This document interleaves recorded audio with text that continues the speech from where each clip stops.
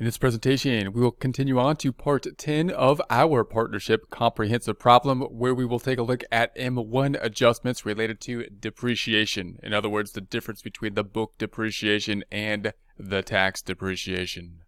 Here we are in Form 1065. You'll recall in prior presentations that we had entered basically the income statement into page 1, but it's basically on a book basis at this point. We haven't done any adjustments to bring it to the tax basis. And in page 5, we currently have our Schedule L, which is our balance sheet, in balance. So we got a starting point where we are in balance, and now we're going to push forward with the depreciation adjustment.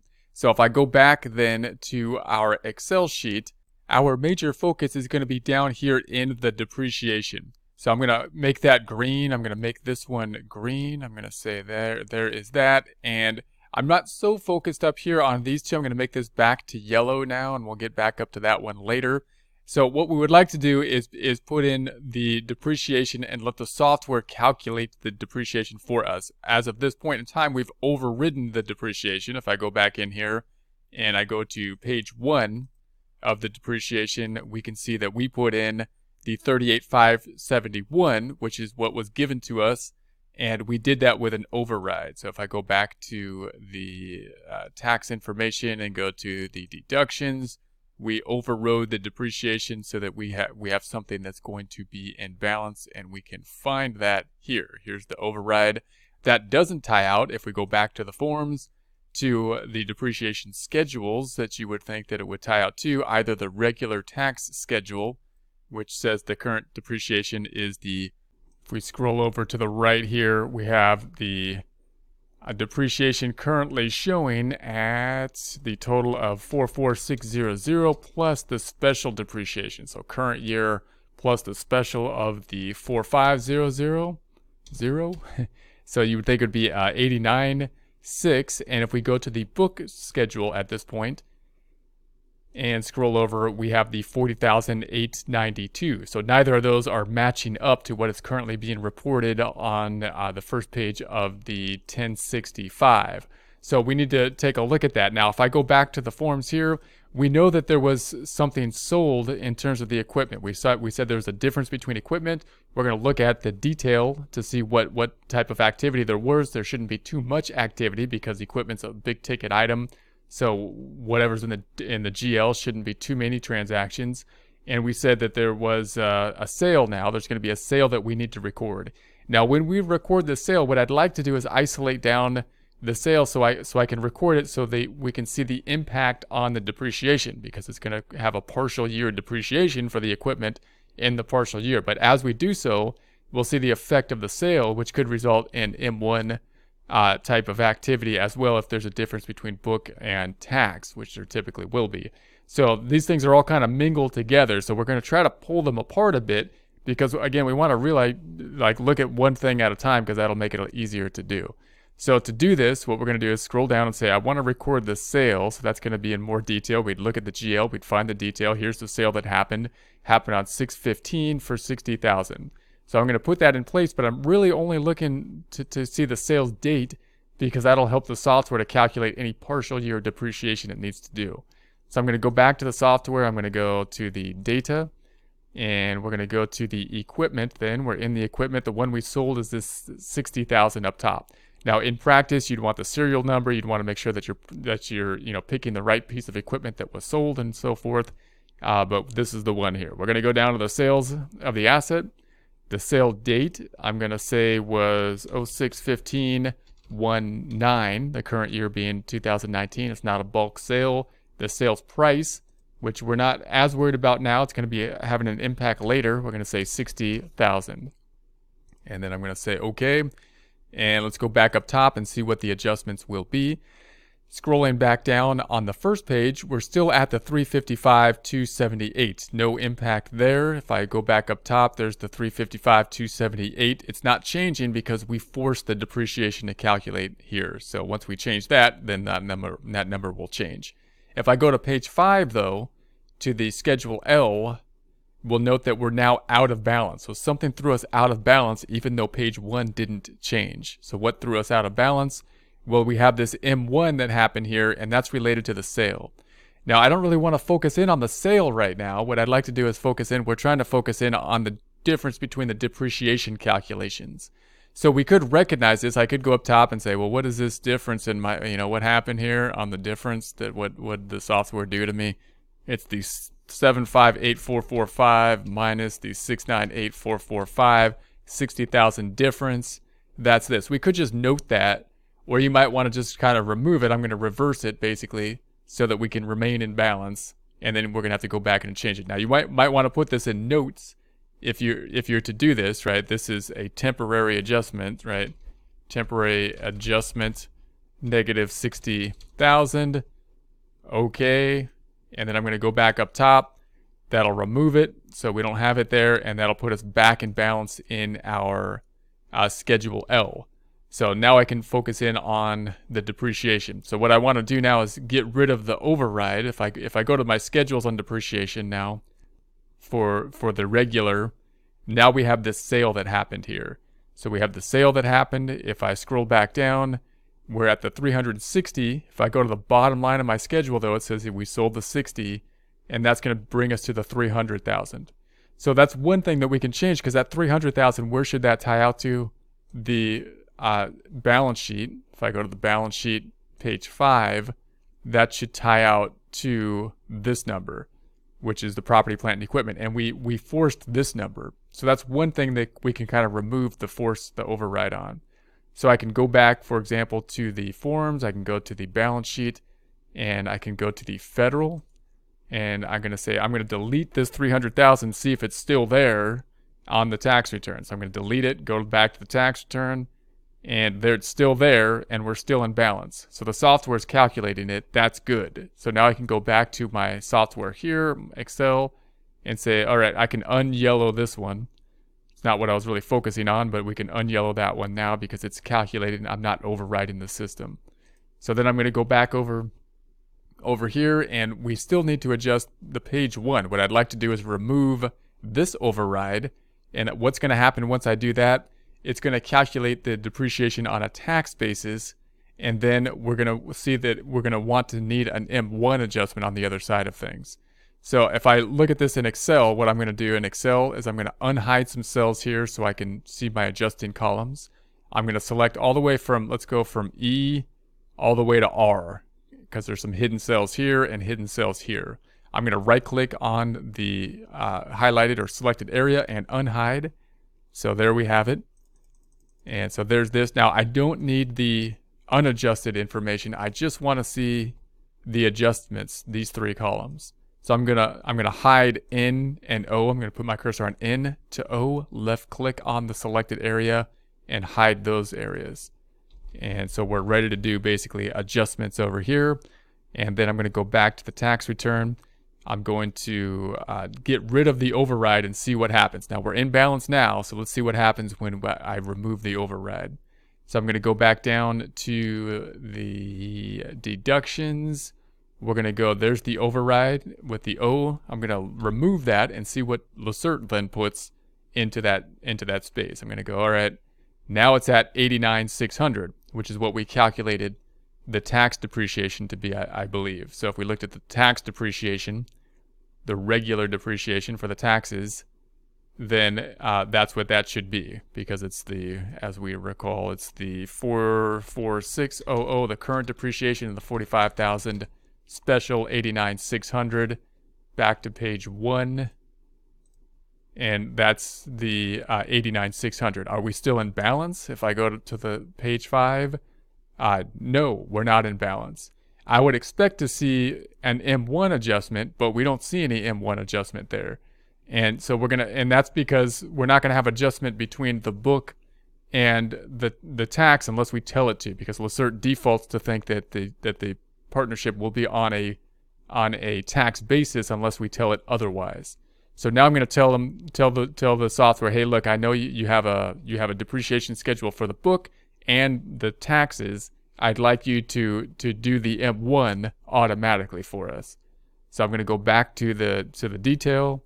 I'm going to go up top, and we're going to go to the balance sheet miscellaneous, and I'm going to say that we want the default is the federal. We want the book here. So I'm gonna say go to the book depreciation and create the M1 with this one basically calculation or this one data input. Then I'm gonna go back to the forms and go back to the 1065 page 5, and then if I scroll down, now I see an M1, but I see two of them.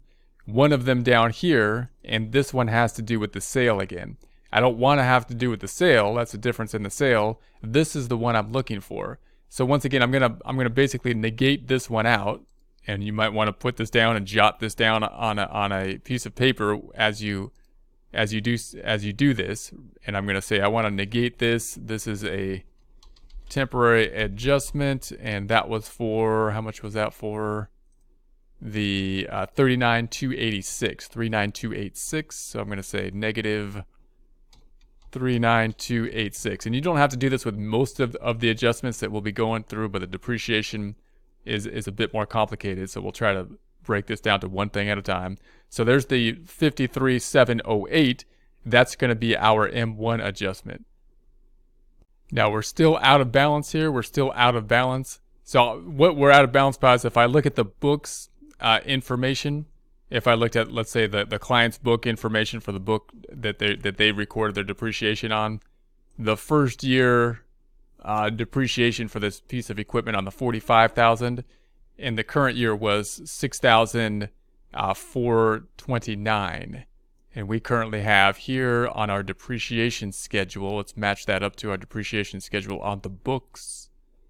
And we currently have the 3,750 for that piece of equipment for the 45,000 piece of equipment. So I'm going to adjust this. I'm going to make this what has been recorded on the book basis, basically by the client according to their depreciation schedule.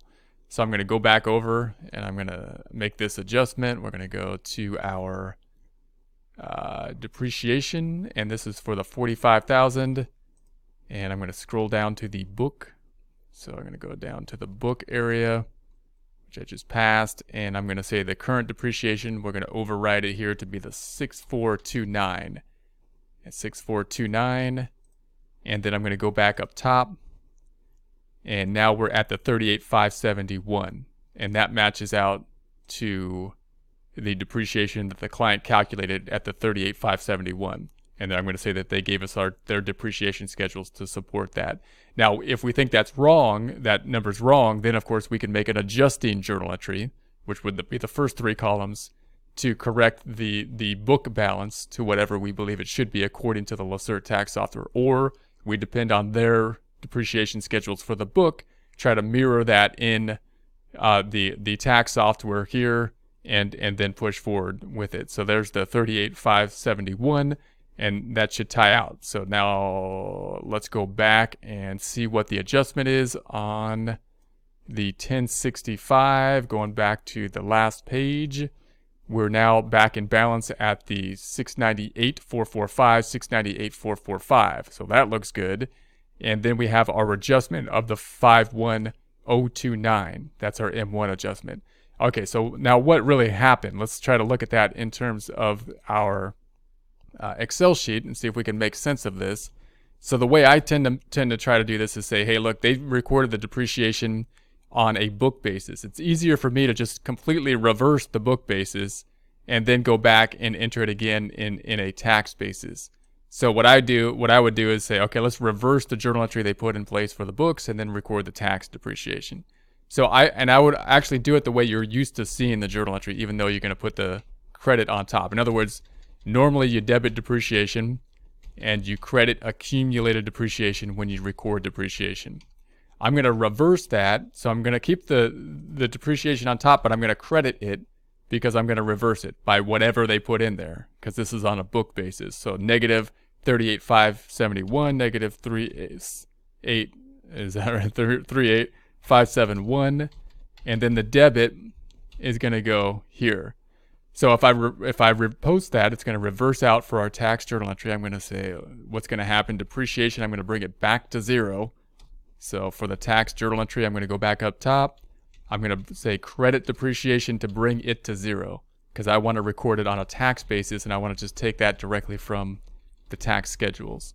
And then I'm going to go to the accumulated depreciation. I'm going to debit it, bringing it back down to what it was prior. So then I'm going to do this, and you may want to put a note on these items. And so you could right click on this cell, and then we want to say we want a note, which would be to reverse book depreciation to then add tax depreciation. Something like that. And if I'm spelling this wrong, I apologize. So then we need tax depreciation, which is going to be a debit and a credit. Now we're going to record the tax depreciation. Now we could find that in a couple different places. If I go to the first page of the 1065, there's the 89,600. It should be supported by the depreciation schedule. If I go to the regular depreciation, which we've looked at a couple times, which is the current depreciation of the 44600 plus the special, whoop, that's not right. That's the 44600 plus the 45,000, 89,600. So I'm going to go back over here and record this 89,600 debit and credit, and then record that out. So now the depreciation has something in it. I'm going to double click on it, go to the end of it and say plus, and now record this 89,600. So now it's at the 89,600. The other side, then here, double click on it, go to the end of it, plus, and we're going to record the credit there. So there we have that. And if I scroll back down, then we're back in balance, indicated by the green zeros. So that's basically the adjustment you're having. You got the reverse one and then put it back in place. Now if I go back to the software, the Lacert, and I go to page 5, we see in the M-1, the 51029 is the difference. That's the 51029 that we have here, which is obviously the difference between those two journal entries related to the depreciation. So then if I go back up to the page 1 and scroll down to the bottom line number now that we have this change is the 304,249. If I go back here, that's going to be our number now for the tax basis. That's 304,249, which adds up the tax side of things after this basically adjustment we had, which was to reverse the book depreciation and record the tax depreciation here. And then if we go back to the tax return and I go to page 5 and scroll down, then we have the beginning book balance, which is the 355,274. So that's the 355,274, which is our book balance. So we tie out there, and that's obviously picking up the depreciation before we made the adjustment. And then the ending balance here at this point is the 304,249, and that's the 304,249 here. So everything, notice we're still in balance. We can tie everything out one thing at a time. Now the next thing we're going to have to deal with is that sale on a book basis and on a tax basis, because it has this accumulated depreciation, which is going to be different from a book and tax basis as well. So that'll complicate things as well as a 179 component to it.